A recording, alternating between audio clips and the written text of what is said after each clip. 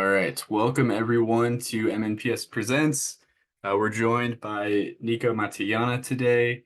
Nico first fell in love with the ecosystems of Montana during his undergraduate at the University of Montana, where he studied restoration, ecology, and plant biology. After several years of working various botany jobs throughout the West, he dreamed of coming back to Montana to combine his love for ecology with his love for this place. Nico landed in Glacier National Park and started his PhD with support from the park's vegetation biologist and a grassland scientist at Colorado State University. Now, in the fourth year of his PhD, he is studying the relationship between grasslands and bison in Glacier and beyond, and hopes to continue supporting managers in their stewardship of this landscape. So I will turn it over to you now. Awesome. Thanks, Andrew. All right.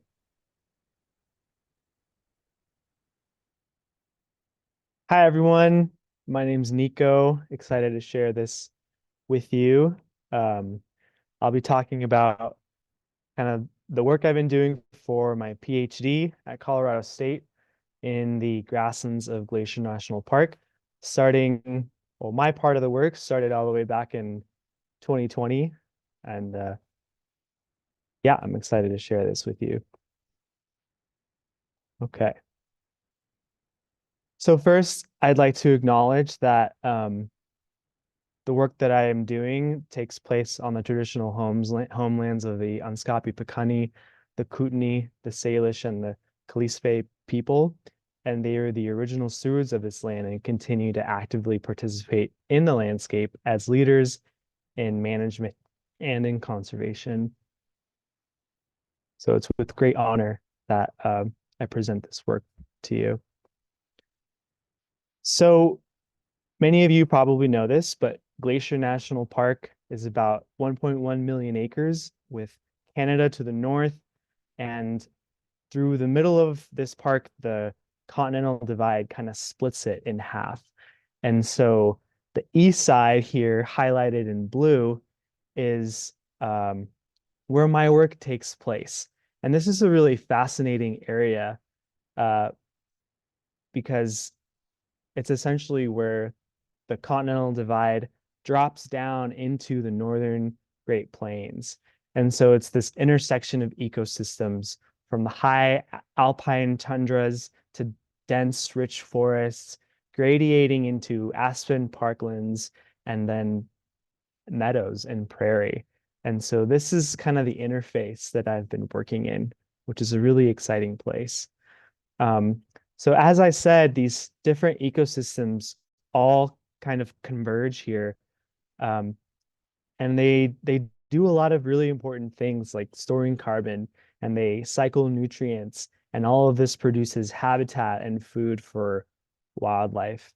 And so grizzly bear is one of the most beloved species of Glacier National Park, heavily rely on these grasslands for all sorts of food as well as for hunting. These meadows and grasslands are really diverse in the park. They hold 31% of the park's plant diversity. And there are a lot of different ecosystems in the park, but 31% of the plant diversity is in these grasslands. And I just want to give you a sense of how important these grasslands are and how expansive they are, because they can be hard to grasp. If you've come to Glacier and you've driven through, you might see some meadows, but you might not realize that they're kind of all over the place, nestled in among these forests. So starting at the northern end, the Belly River drainage, these are some just Google Earth images of these big meadows that kind of come down to the river running through this valley. These are enormous, many, many acres of grasslands are here. Uh, Down in the Many Glacier drainage, there are also some of these big meadows that are old alluvial fans of ancient rivers and creeks that came from the mountains and deposited sediment as they fanned out into the lakes below and are now exposed and are now grasslands. And so you can kind of see there's a big one right here, but as you go further along this road, some more meadows in the back. St. Mary has the biggest meadows in the park. So down kind of at the bottom of the screen, that's the St. Mary Visitor Center. Many of you have probably been there. But that's actually located in the biggest meadow in the park, the St. Mary Flats. And it's this huge area. Um, it takes a really long time to walk across it, I can tell you. And it's quite phenomenal habitat for grassland, all sorts of grassland wildlife. I just want to point out too that kind of the next biggest meadows are just down the road. The Two Dog Flats areas is a collection of meadows that the main road goes through. Down in the Two Medicine area, it doesn't actually have that many meadows in the valley bottoms. However, as you go up in elevation, we start seeing these big kind of subalpine meadows, um, which is we see us here walking along. And those are really stunning and important meadows too. And then even these are typically forgotten, but along the Highway 2 corridor, both on the Forest Service side, but in the park as well, this landscape is just checkered with little meadows kind of all over the place.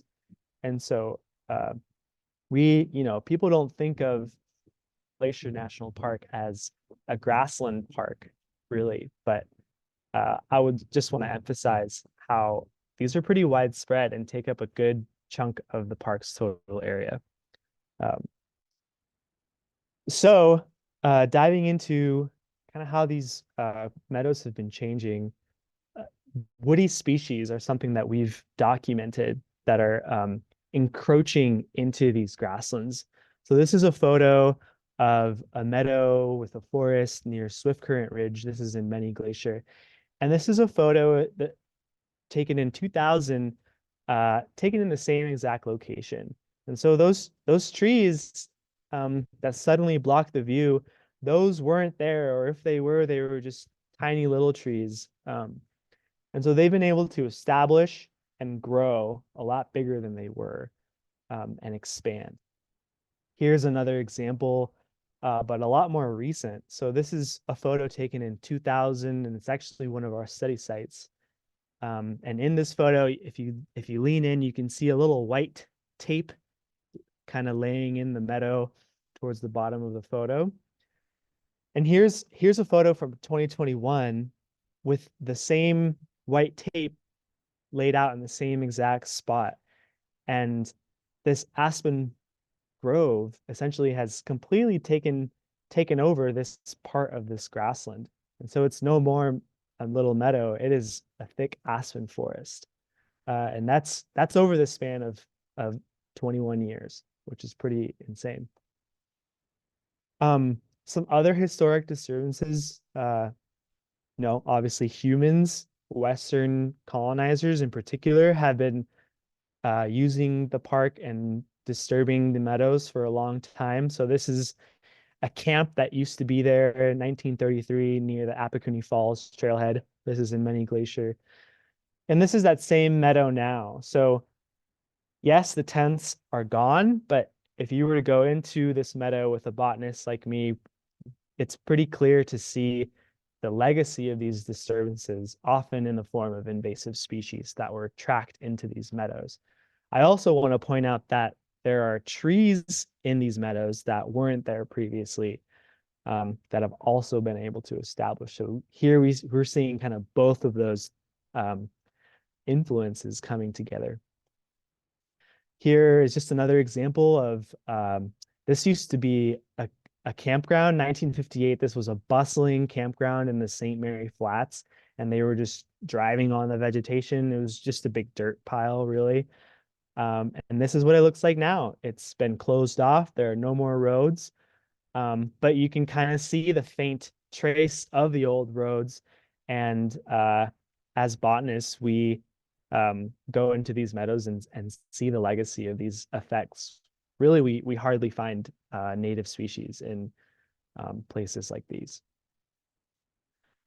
So what human disturbance, really the main kind of threat that it brings is that it can convert beautiful native wildflower meadows like the one you see on the left, and it can introduce invasive exotic species like spotted knapweed that completely take over and exclude the native species from establishing and from being abundant anymore. And so this means less food for wildlife, less diversity, less wildflowers, less color, and essentially the ecosystem function is lost.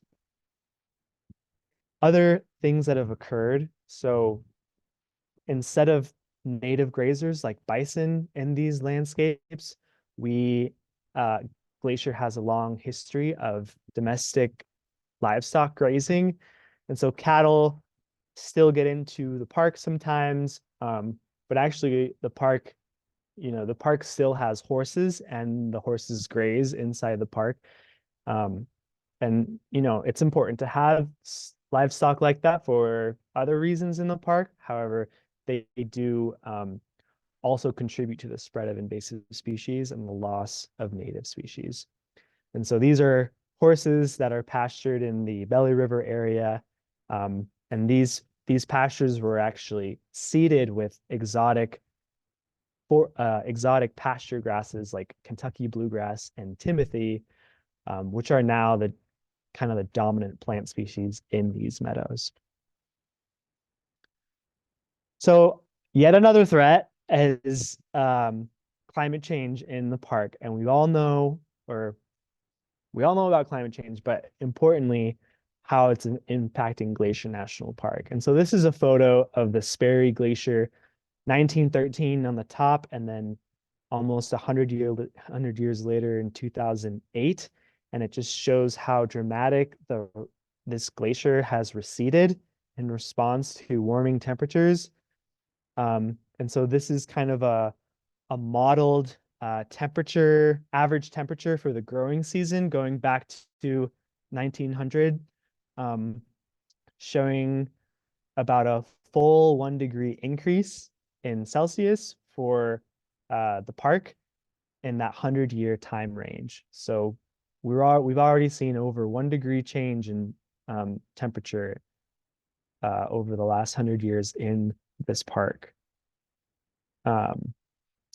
Now, an important part of this too is precipitation during the growing season. So here we don't see a trend. It's kind of staying even. So we're seeing this about the same amount of precipitation during the growing season, which is June through August, as we were 100 years ago. And what that does is essentially if you combine hotter, warmer temperatures with the same amount of precipitation, that means it's drier overall for the plants from what they're used to. And so we're seeing heat stress, or expect the plants to be stressed by kind of this drier environment. Okay, so the goals of my study were to broadly explore how the plant communities in these grasslands have changed. I focus on native species, on woody species, and on invasive species, kind of due to this context that I just gave you that we're aware of. And I explore a little bit into what kind of environmental or human created factors might be associated with the changes that we see. And I also talk about some of the ongoing and future efforts to restore these grasslands, and a little bit about bison in the end. Okay, so the study that I'm doing took place in 99 grassland plots that were spread out across the east side of the park. And just for a little bit of scale, these plots were spread across 50 miles of space. So it's quite a big area that these grasslands cover. Each of these plots is 20 meters by 5 meters, which is so 100 meters square is these plots. And we go inside of these plots and essentially sample the total diversity, what are all the plant species in here, and their abundances. So kind of the percent of cover of the total area that each species takes up.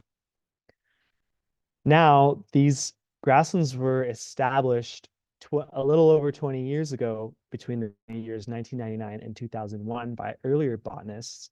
So that was what I'm going to call the initial survey, was performed then.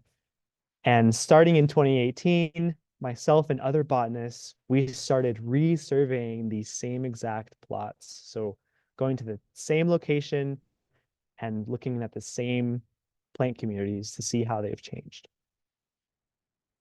Okay. So what did we find? A couple preliminary kind of findings were that in the initial survey, we had 269 total species, but then in the recent survey, we found 319. So that's an increase of 50 species. Now, it's important to point out that 34 species were unique to the first survey. We didn't find them in the second survey. And there were 84 unique species in the recent survey. We didn't find those in the first survey. And while you might think, wow, that's a big difference, that's my first thought. There's probably another thing going on where the first botanists over 20 years ago had to use this really difficult to use flora, which is essentially a guide to identifying plants. This flora covers like the entire Pacific Northwest from Montana to Washington and Oregon and Idaho. It's huge. It has a lot of jargony language. It's pretty hard to use. I'm sure many of you in the audience have used this book, and I'm sure you can relate, because you have to filter through so many species when you're trying to figure out what you might have in front of you. But in 2002, right after the initial plant survey, Peter Lessica, a big botanist in Montana, published The Flora of Glacier. So it was this book that's specific to the plants we find in the park. He made it with really simple language, really easy to use. And so we were able to use this book and I think have a lot more accuracy and also kind of clarify some species that, or I guess what Peter did was he went and clarified whether or not species were or were not found in the park and made sure to make those distinctions in this book. So we had I guess a much better guide for identifying the plants in these meadows. So that's probably contributing to these differences in the number of species that we found between surveys. So I tried to see if the change in richness. So richness is the number of species, total number of species, in these plots was maybe related to some variables. So essentially what this figure is showing is the 0 line in the middle of the figure is any plots that didn't change in the number of species between the first survey and the second survey. Any of the dots above the 0 line are plots that showed an increase in the number of species found at them, and points below the line are plots that lost species, or we found less species at those plots. And on the x-axis is elevation. And so really the takeaway from this figure is to show that at lower elevations, so on the left side of this figure, we have a lot more variability in whether or not we gained or lost species. Some of our plots lost a lot of species, but some of our plots also gained a lot of species. And that variability is captured more on lower elevations than at higher elevations. I also tested out other variables like slope or disturbance history, and I wasn't able to find a pattern. Now, real quick, I want to jump into this measure called rank or rank abundance curves. I'm going to be talking about rank quite a bit in the next few slides. So imagine that here I have 5 species. The species are on the x-axis, species A, B, C, D, and E. And species A is the most abundant. So that's what the Y is. Um, so species A gets the rank of 1. It is the most dominant species. It's the most obvious species if you look at this little plant community. It's the most widespread. And then species 2, 3, 4, and 5 are less abundant, and their rank is ordered by how abundant they are relative to the other species. So I'm going to be using this metric to compare how species are changing over time between the first survey and the second survey by talking about how their rank changes. That'll hopefully be more clear as I give you a few examples.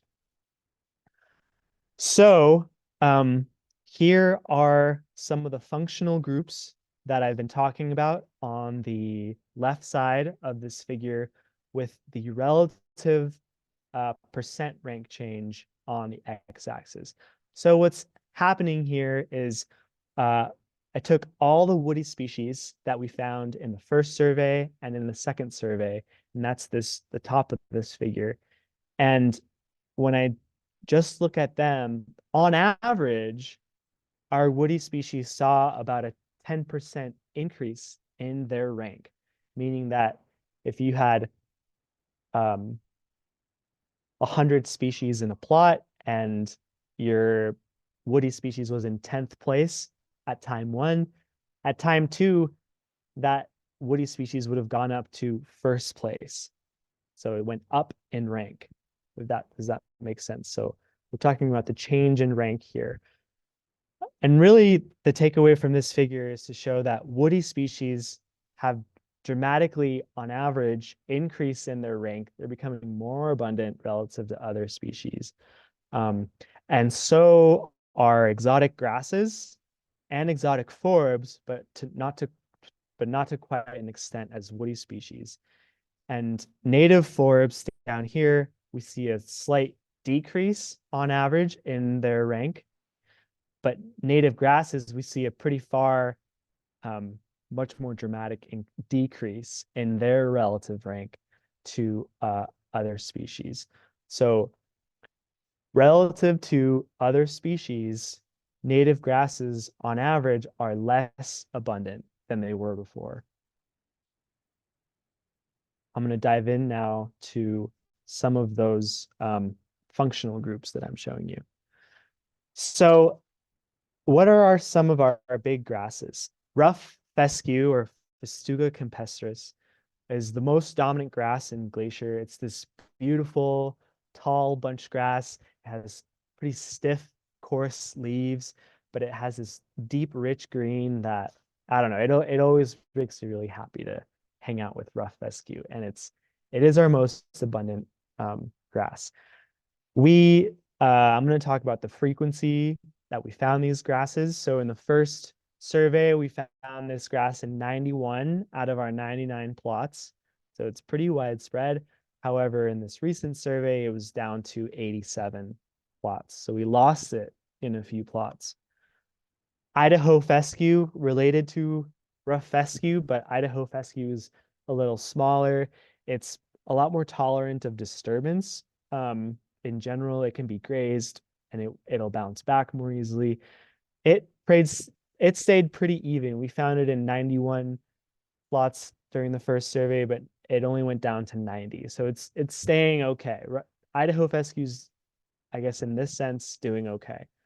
Another important grass, or what we call Elymus trichicollis, is a slender wheatgrass, and it went from 60 plots all the way down to 42 plots from the first survey to the second survey, which is a pretty dramatic drop. Here is a breakdown of the rank change. So now we're talking about the average relative abundance change relative to other species.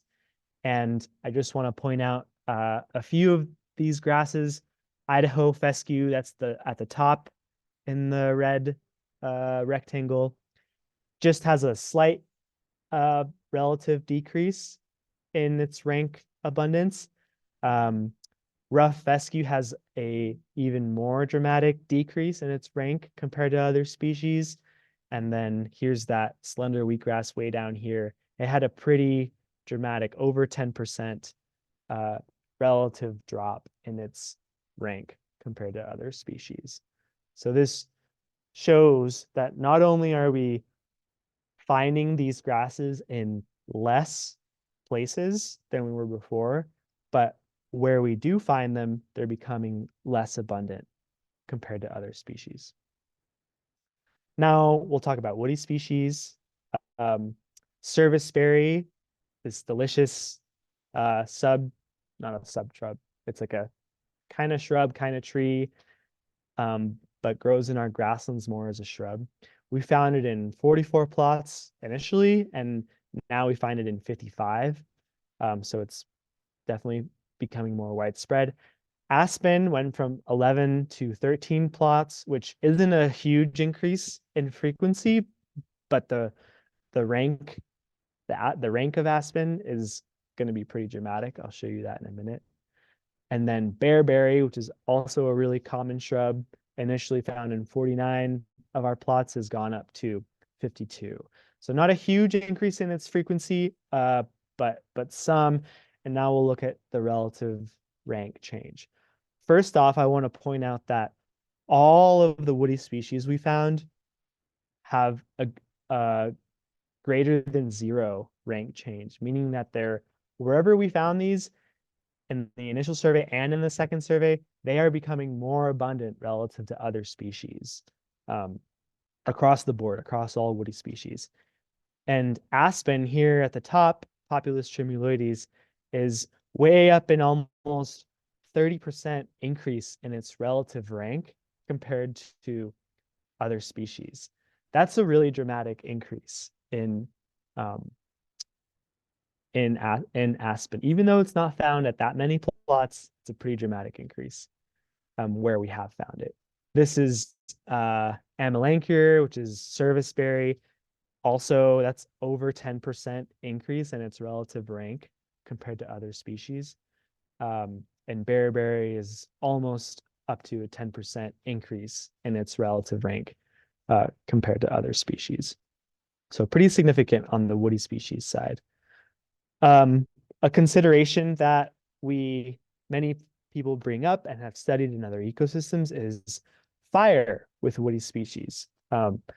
Glacier, like much of the West, has undergone a history of fire suppression where fires were not allowed to burn. And it's kind of the conventional thought is that when you don't burn, woody species are able to establish and expand, and it really takes fire to kind of bring them back down in their abundance to kind of their prehistoric levels. Here, I'm going to show you a few case studies of what we've learned about fire in the park. This isn't a lot of data, so it's kind of preliminary, but it's still pretty interesting. So here's a handful of plots that burned in the Red Eagle fire. This is the map on the right side. There were 4 plots that were within the burn perimeter. And so they were surveyed in around the year 2000. Then these plots supposedly burned in 2006, and then we resurveyed them in 2019 through 2021.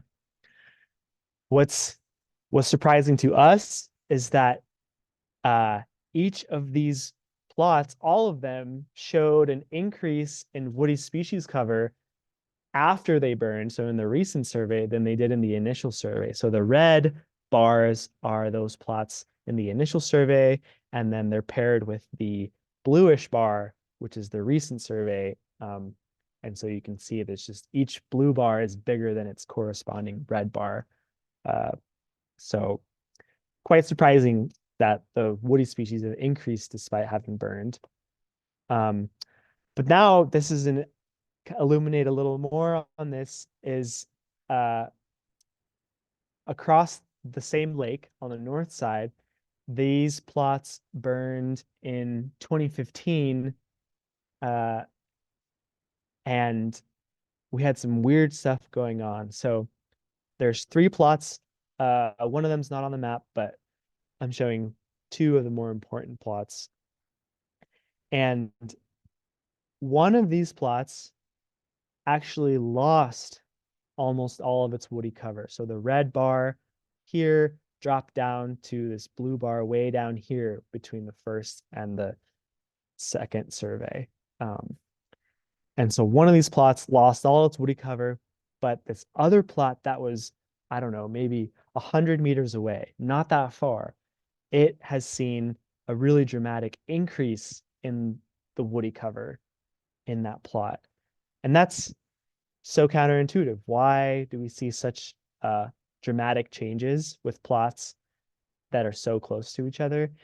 And by going there, we realized, oh, the fire actually burned the understory in this first plot.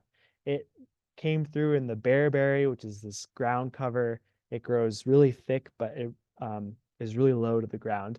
The fire actually burned through that, while in these other plots, the fire burned all the trees in the area, but it didn't burn that understory. And so what we realize here is that even though, these plots are within a fire perimeter, we expect them to have burned. Um, the fire wasn't intense enough to actually burn that understory and those low-lying shrubs. And so burnt trees don't equal burnt shrubs. And so hopefully one day we can actually, if park managers allow, do some controlled burns that are specific to these grasslands so we can make sure the grasslands burn, because we don't actually have a good sense of what happens. Only one of our plots do we have strong evidence that the grassland itself burned. So we need more data. Another consideration is that bison grazing or just grazing by other grazers needs to be paired with fire in order to suppress those woody species. Because yes, those woody species might burn, but some of them are fast growing and they might be able to bounce back after a fire pretty quickly. However, fresh woody species shoots are really delicious to elk and bison and other ungulates. And so studies in other places have found that you can't just do fire by itself. You need to have grazers there paired with fire to actually keep those woody species down to what we think were prehistoric levels. Okay, let's move on a little bit. Now, a little bit about invasive species.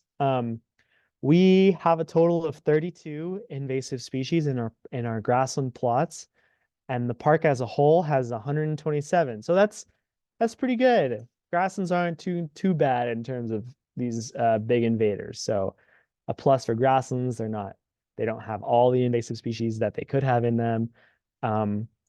We did see a slight increase in the number of plots that had invasive species. So 86 plots in the first survey had invasive species.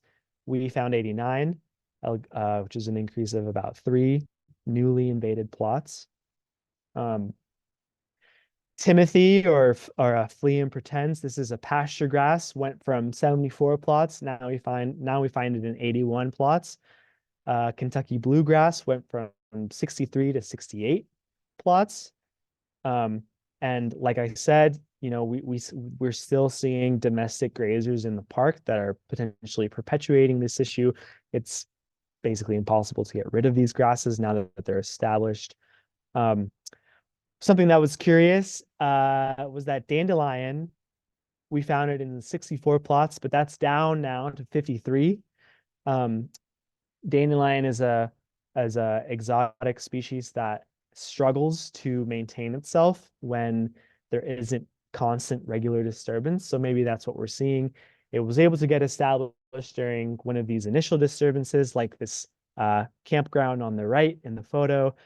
But since it hasn't been disturbed since then, it does tend to get outcompeted and go away. So that's good. Less dandelion. The not so great news is that knapweed went from 17 plots. It more than doubled all the way to 39 plots is how many we find it in. So knapweed is just rocking and rolling. Here is the rank change. So now we're talking about in places where we found these invasive species in the initial survey, how has their abundance changed in their new survey?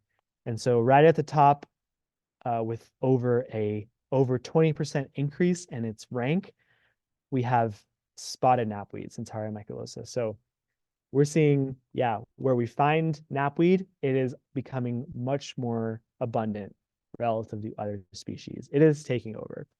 Poa pratensis is our one of our pasture grasses, Kentucky bluegrass, and it is also increasing where we find it at about 20% increase in its rank.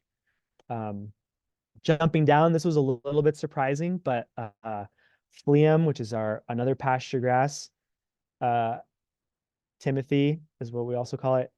We saw a relative decrease in its rank change. So we found it in a few more locations, but its overall rank has decreased a little. And then at the bottom is our Taraxacum or our dandelion. And that's also showing about a 10% decrease in its rank compared to other species where we do find it.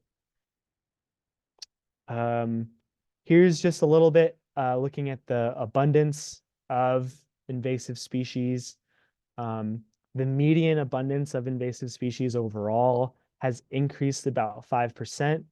When we're talking about pure abundance, so this is similar to the rank, but a little different. I think the main point of this is we would expect that invasive species would be more of an issue the closer to human disturbances that we are. So this is a figure with the distance to roads on the x-axis and the change in invasive cover on the y. But what's interesting is we didn't see a change, at least according to the distance to roads. So sure, yeah, some plots we saw a dramatic increase in invasive species. It didn't actually matter if that plot was close to a road or trail or not. It just something else is happening, or we don't know why exactly. Certain plots are seeing dramatic increases in their invasive species, while others are not, or even some plots are losing invasive species cover. I'm still toying with this. Um, so yeah, a little bit more on what could be influencing invasive species abundances.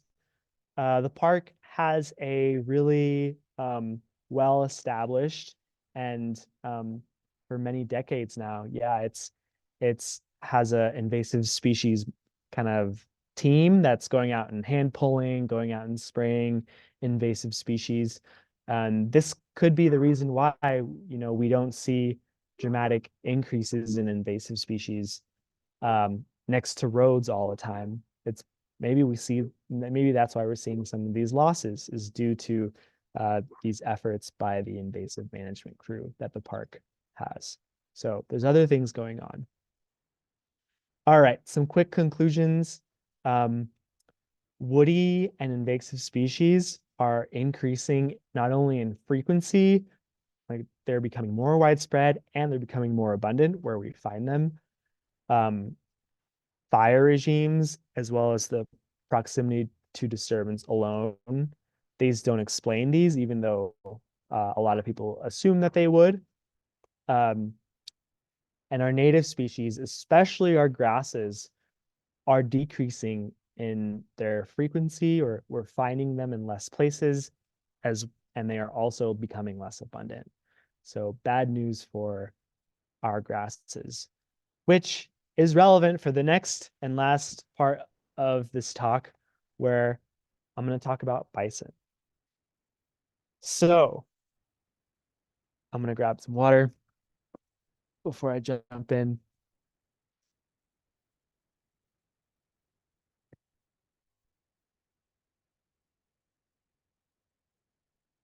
So last summer in June, the Blackfeet tribal nation, which is adjacent to Glacier National Park on its eastern border, released a herd of free roaming wild bison to their public, to their tribal lands, which are adjacent to park lands. Um, these bison are free roaming in that they will be able to enter the park if they so choose eventually, um, and essentially reintegrate into the ecosystem. And the park has already said, yes, we'll allow them in.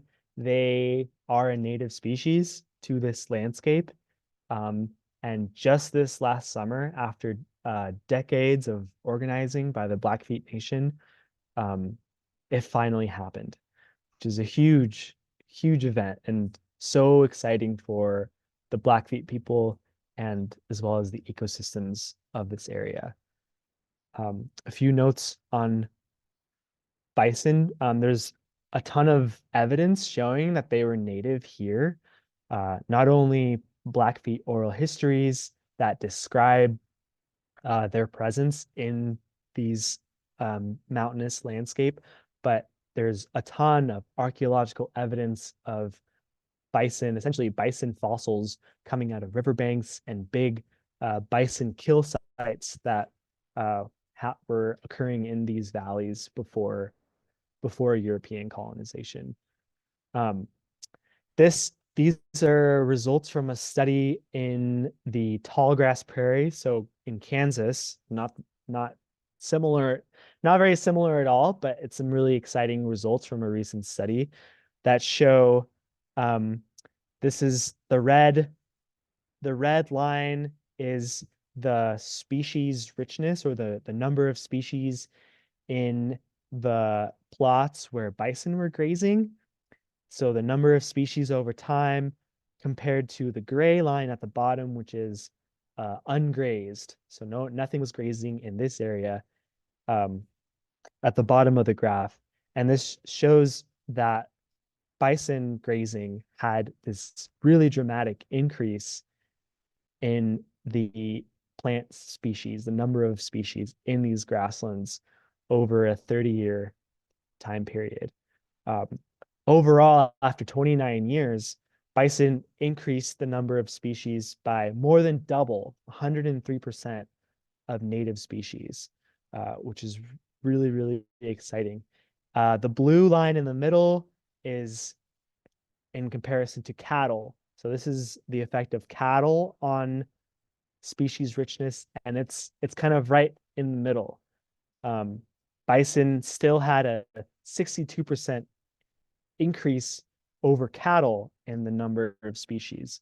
So which is just goes to show that in these ecosystems, at least in the tall grass prairie, bison have this unique impact on the species richness that cattle can't quite match.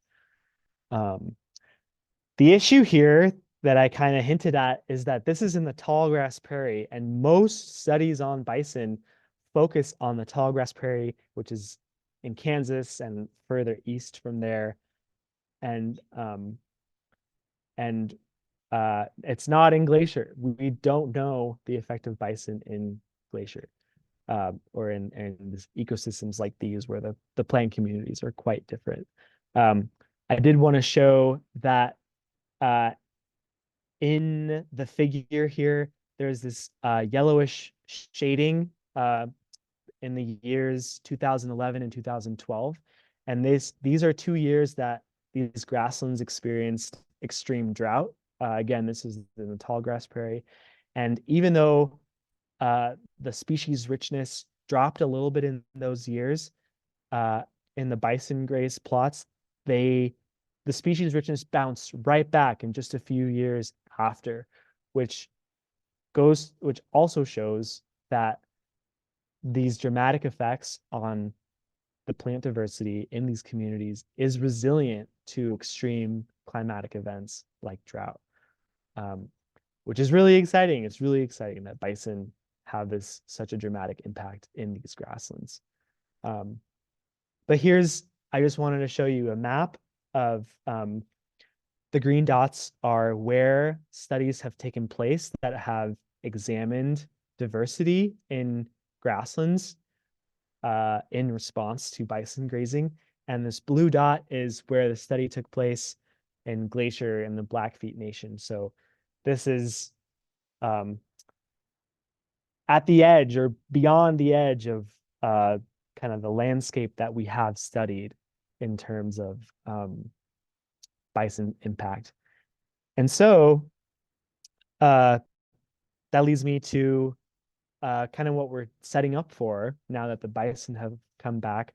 This last summer, I worked with the Blackfeet Nation. This is where they are, or sorry, I established a study with the Blackfeet Nation in collaboration with them in the Chief Mountain area. These are this kind of outlined area. It's at the northeast corner of the park. So it's adjacent to the park on one side, Canada on the north side. To the east and south is all Blackfeet land. This is essentially Blackfeet grazing lands, about 26,000 acres, 11 and a half miles long by 6.5 miles wide. This land used to be grazed by cattle, but the cattle grazing got set aside. And this past summer, myself and some Blackfeet interns from the community college, and as well as in collaboration with Blackfeet Fish and Wildlife and a few other people, we went out and were able to establish a baseline survey, so just like the ones that I just showed you in the park, but in on these Blackfeet tribal lands in preparation for the bison reintroduction. And so we were able to establish 20 new plots across some of the major habitat areas in this this new study area, which is really, really exciting. And so here are some photos of us working with community college interns, and it was really cool. By the end of the season, they were basically independent, and they were able to survey these grasslands completely on their own without our help. And so it was really exciting. Some other goals that we hope to expand on too is these grasslands that we surveyed were really impacted heavily, and they show the legacy of these livestock grazing for many decades. And so this coming summer, we hope to start collecting seed with guidance from Blackfeet members and with the help from Blackfeet youth and interns to start a restoration project similar to what the park, Glacier Park already has going, where we can go collect native seeds, grow them inside the greenhouse, and then eventually go out and plant them back in these grasslands to restore them. We also hope to establish some more rigorous studies like the grazing exclosure. This is an example where we can fence off some small parts of these grasslands and study these areas kind of as the control. These are the ungrazed sites, and look at how bison grazing in the areas around them compares, so that we can actually say, like, these are the effects of bison grazing in these grasslands, and explore that more. So we're setting up right now the baseline for some really important information that we'll be getting about bison grazing in this new ecosystem. So I'd like to thank quite a few people. Don LaFleur is the park's vegetation biologist who planted this whole seed and supported me in these several years of doing this project. My advisor at Colorado State, Dr. Melinda Smith. I have a bunch of awesome technicians that I've been so lucky to work with. Marissa, Keegan, Jen. Jen was my mentor. She was the park botanist for many, many years. Allison as well. Heidi Fleury, Ezekiel and Justine. They were interns from the community college. Alicia Yellow Owl from the Blackfeet Nation was a really important collaborator who came out into the field every day and gave our interns lunch, made them lunch. which was really amazing. And I also have to thank several funding sources, including the Montana Native Plant Society's small research grant. They helped support my work this last summer, the NSF, and the graduate program I'm in, the graduate degree program in ecology, as well as the Glacier Park Conservancy. I also need to give credit to the folks who did this first survey, the botanist 25 years ago now, who did the initial survey in the park. That's Jen Acebrook, Dave Shea, Sue Olin, Tara Carolyn, Jack Potter. I imagine some of you are in the audience. It's been really amazing to read your report and go back to where you went to on these crazy adventures sometimes to resurvey the vegetation plots that they put in. That's Keegan over there, and I'll open it up to questions. Thanks, everyone. Thanks, Nico. I can read some questions from the chat for you. Okay. Alexia was asking, when you were showing the meadows at the beginning, do you have a number on how big some of them are acreage-wise? You know what? As I was saying, as I was talking about them, I was like, I should have these numbers because it would be really great to tell you how big the St. Mary Flats is. I don't, and I should. That's all right. So yeah. And Janet asked, in the tallgrass prairies that showed increased numbers of species due to bison presence, were the newly found species mostly native or were there increased non-native species as well? They found almost no increase in invasive species. So that is really exciting and hopeful that bison did not increase invasive species in that system. Yeah. Great. Question from me. What are some of your favorite things to find out there when you're doing your surveys? Gosh, you know what's really great is finding crazy little bugs that I've never seen before. Like so many different bugs that, and I'm not an entomologist. I've never been, a big nerd about bugs. But when you're staring at these plants really close up and this um, incredible bugs with all these different colors and iridescence, or just I don't know. It really breaks it up sometimes and is really exciting, as well as sometimes we find rare plants or really uncommon plants, and that's always exciting too. Awesome. Question from Penny. Fantastic work and info. Are your findings being published? Yeah, so I'm in the thick of analyzing and writing my dissertation for my PhD. I hope to be done with at least this part of it by the end of this year, and hoping to graduate by next May with my dissertation published. Nice. It's exciting. So have you wrapped up the field work for this, or is there another summer coming? Well, I'm being an unwise PhD student, but I would also argue a wise one because I'm going back to the field to continue kind of the last portion of my presentation. So I'm continuing my work with the Blackfeet Nation to continue establishing these baseline surveys and experimental setups. To hopefully, I would be really excited to keep that going past my PhD. So yeah. Yeah, it would be great to see this kind of monitoring happening long term, uh, beyond like you had the folks 10 years ago or what was it 20 years ago who you got to repeat their survey. Keep that going. Okay, we have a question from Corinne. What's your favorite plants? What is your favorite plant to see as you survey? If you can pick. Gosh, I know. Um, uh, One plant that we've only found in one or two places because it's not really a grassland plant. It's more of like I don't know, a wetter meadow or forest species is this grass called Melica spectabilis.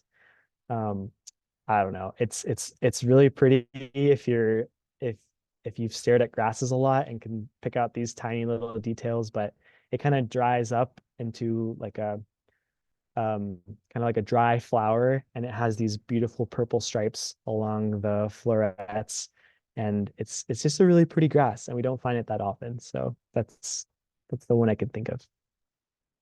It's a good answer. Sounds like you're a real grass connoisseur. So we'll the rest of us will have to look out for that.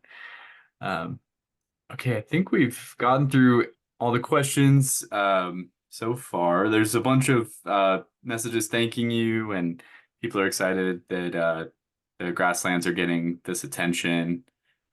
So yeah, thank you for joining us today, Nico, and I'm sure you're around if people come up with questions later. Happy to talk about grasses. And it's been great having you tonight. And thanks everybody for joining our presentations throughout the year. And hopefully we'll see everyone at the annual meeting this summer. Thanks, everyone. All right.